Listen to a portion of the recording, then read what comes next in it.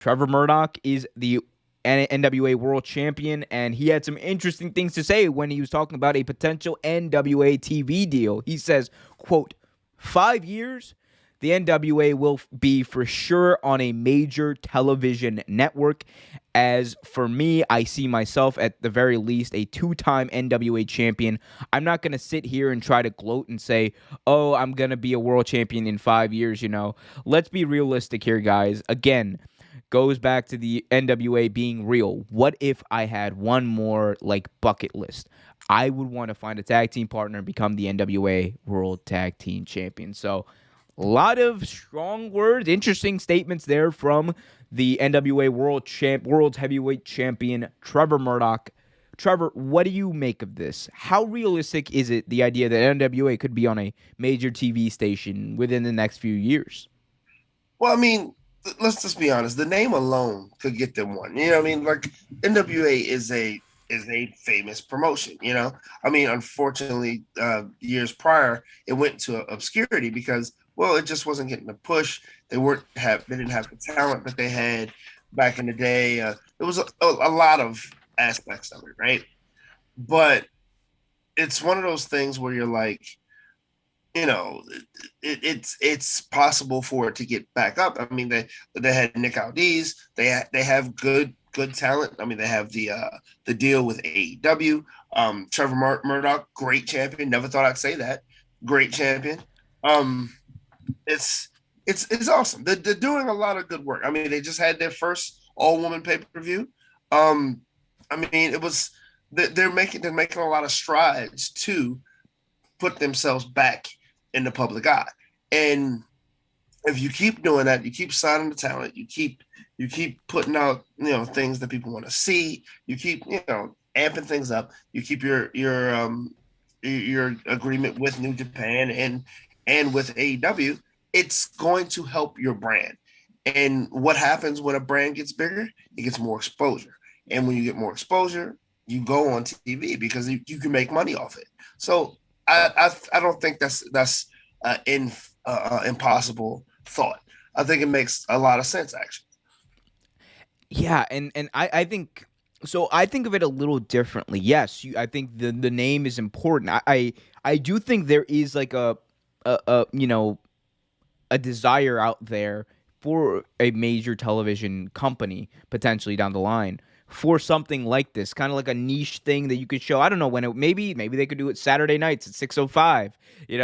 Like the old wrestling time slot there on Turner. But there's I think there's eventually NWA is going to have some sort of a market. Well, I say a major television network. It depends what you think about as a major TV network, but I will say this. I'm confident that they will be on TV or on a major streaming deal somewhere in 5 years. I can confidently say that because, and it's not only because of Billy Corgan, who Billy Corgan is, even to the normal person who knows nothing about wrestling, Billy Corgan is a freaking big deal. This guy is the lead singer of the Smashing Pumpkins. He's made his ways. He's made his connections in the industry, in Hollywood, all that jazz.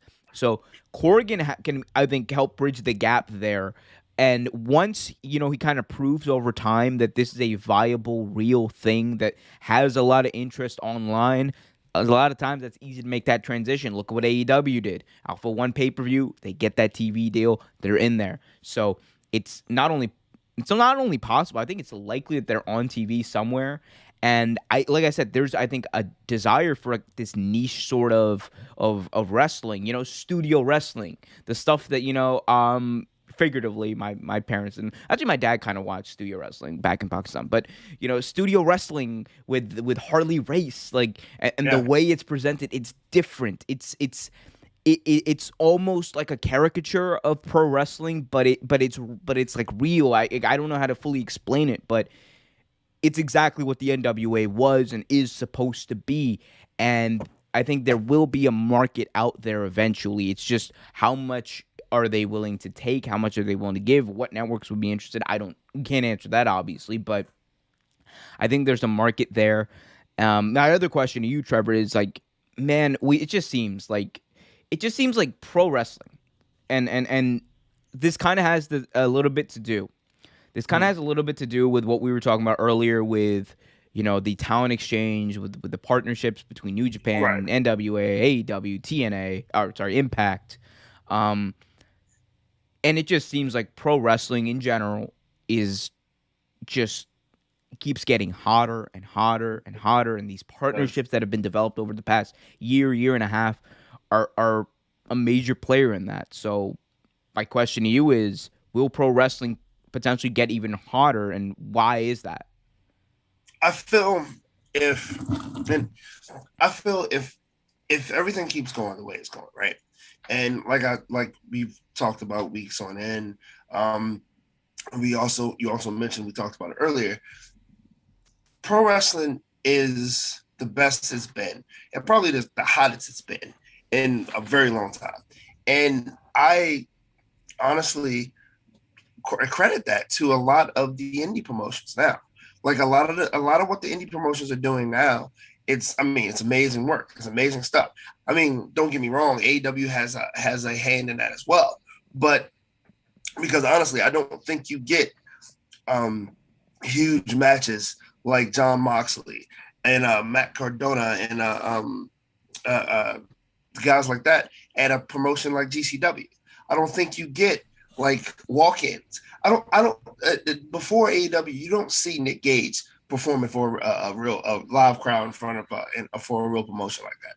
You don't see that, and I honestly believe that's in part to the the I guess the olive branch that AEW has and still has given out to all these other promotions. And the indie promotions to me is what's helping pro wrestling stay hot and become hotter. And as long as indie wrestling is as hot as it is, everything else is going to stay hot too. I don't want to or I don't want to understate this at all.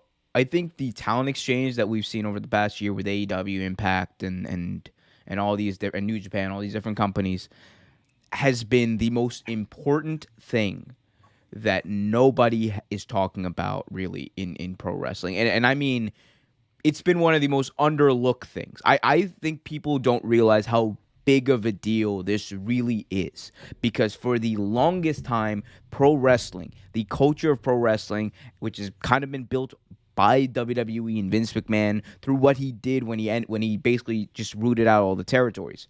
The culture has been survive, like kind of like Taz, survive if you can, or if I let you, all that jazz. Like it's been survival of the fittest, and kind of trying to find your niche within WWE's world. And it just seems like all of these companies, by working together, have created a true alternative that lives outside of the WWE universe or territory, whatever. They're able to stand together on the same plane, which never was really possible before. And I think people understate how much of a big deal it is, because you're seeing all these companies thrive together. NWA is bigger now because of AEW and their partnership. AEW is getting international recognition because of their partnership with New Japan and AAA. You have Impact. Minoru Suzuki is going to be in Impact Wrestling coming up over the next month. Like, who would have thought this? And it's all happening. All these things are happening so fast. The Forbidden Door has been shut down. They built a whole commune, and a wrestling commune. That's what we should call it, because that's what it is.